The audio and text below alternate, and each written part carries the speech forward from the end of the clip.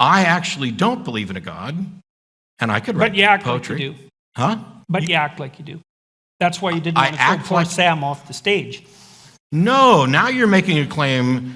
Okay, so I'm telling you I don't believe there's a God, and your response to that is, I really do, because I have a moral sense. But my moral sense is utterly without any appeal to a God. Explicitly. Or implicitly. Maybe. That's not so obvious. Okay, it's really because it's you regard Sam Harris as an implicitly valuable entity, because otherwise you'd just throw him off the stage.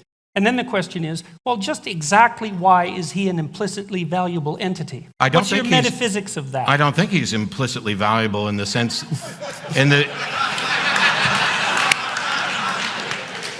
I don't think he's implicitly valuable in the sense that the universe has implied that there's something explicit about it. And for me, morality is far simpler than some people. Now, wait, you sounded doubtful about that. You know that, like, maybe you're the mind reader. Well, maybe. Because you've already suggested that despite me sitting here and having talked about this for decades, that I don't believe in God, that I actually do because I have a moral code. But my moral code, which I was more specific. I said it was because you didn't want to throw Sam off the stage. Yes, but you didn't even attempt to ask me why I didn't throw Sam off the stage. Instead, you went to, why do you think Sam has implicit value? Because it seems that in your narrative, I'm willing that's to go the there. only justification. Well, maybe you were afraid of being punished. I think no. Oh, I think you can have a perfectly acceptable foundation for secular morality, even if it fundamentally centers around selfishness. I'd rather not be thrown off the stage. It's in my best interest to encourage that sort of understanding in others, and therefore I will not throw him off the stage.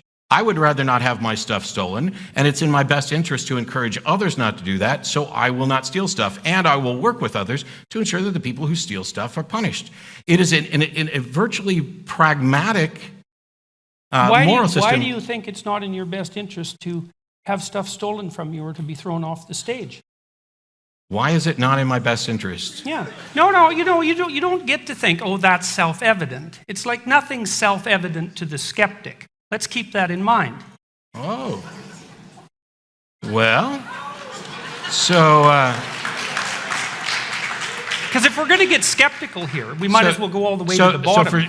So for Sam and I, the foundations, and we're not the only ones, but I tend to reference Sam just because if I say this, then somebody will say, well, that's exactly what Sam Harris says, except that, I was given this lecture before he wrote his book. But his book is better than my lecture, so read his book. When I talk about this, I'm talking about well-being is the language that Sam uses. Sad. I don't care whether or not somebody else considers that morality. I would think at a minimum, would you and I agree that... That whole well-being thing, man, as a basis for a metaphysics, that's just a non-starter. We're not basing metaphysics on it. Sam is. No, he's not. Yes, he is, because he's out to maximize well-being. You can take it up with Sam. Well, okay, sorry. Do you think I'm wrong about that claim? That's what I understood. I don't think Sam's saying anything metaphysical about it. So here's the thing. We are physical beings. Well, it's his fundamental claim. So it's sort of at the basis of his ethic. And so he says, well, we should work to maximize people's well-being, or at least to... Well, he does a bit more than that, because he says we should minimize their suffering. He's not minimize in this sense of simple consequentialism. Let me do this. Okay. We're physical beings in a physical universe, and the laws that dictate how things work in the universe, they are the ultimate arbiters of what is or isn't in our best interest, whether we know it or not. So, for example, so far as I can tell... Then why do you need free will? I don't think why we do you need believe free in will. it then? Why do you attribute agency to things if the laws of the universe can get to that one point? Well, yeah, but there was a contradiction that was confusing me. Free will isn't relevant to this.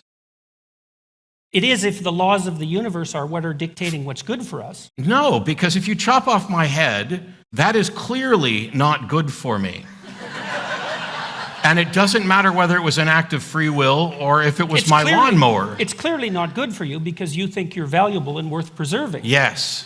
Okay, that's the issue. Why do you think you're valuable and worth preserving? Because I am the descendants of people who thought they were valuable and worth preserving, and the ones who didn't think that have killed themselves. But this is not a statement about... This is not a statement about intrinsic value.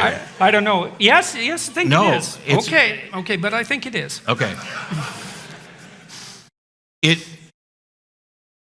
The reason that we talk about this in terms of well-being is because irrespective of whether or not I care about well-being, there are facts about well-being. Sure, let's hear them, man. Line those suckers up. If you chop off my head, it's in contradiction to my well-being. I mean, but the point No, I wasn't willing to grant that, actually. Okay. I'm saying that's a metaphysical presupposition.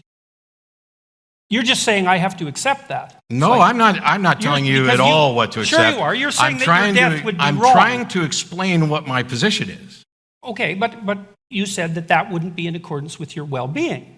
Okay, that's a metaphysical statement or philosophical statement. It's not an obvious fact. That That's not chopping a off somebody's fact. head is contrary to their well-being. It depends on how you define well-being. Sure. Yeah, but it matters. But if you define well-being as this glass of water, we're no longer talking about the same thing. Well, you can define well-being. That's fine. That's what I'm waiting for. This is what I'm... Well, You can't do it. You can't define well-being. It's well then very, why very should I try? I difficult. certainly can't do it if you keep telling me I can't do it. Okay, sorry. Okay, I'll back off. There's a... Go ahead. I'm all ears. So, the primary objection to mine and Sam's position that keeps coming back is, why should anybody care about well-being?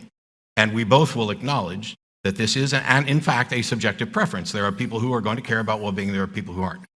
The second objection is that well-being is not clearly defined. Both of us have acknowledged this. It's not as if we're saying we have all the answers to how to go about living a better life. We're just saying that however we're going to define well-being, which is, I say you can start with a couple of foundations. You can start with death is preferable to life, but you don't get very far that way. And Stop suffering.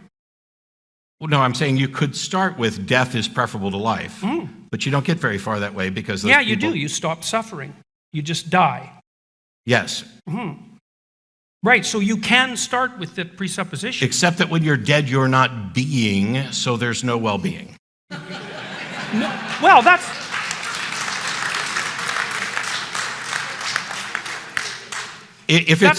not necessarily the If case. we're looking because you for the could make best it- things about our life, you Yeah. can't say death is better.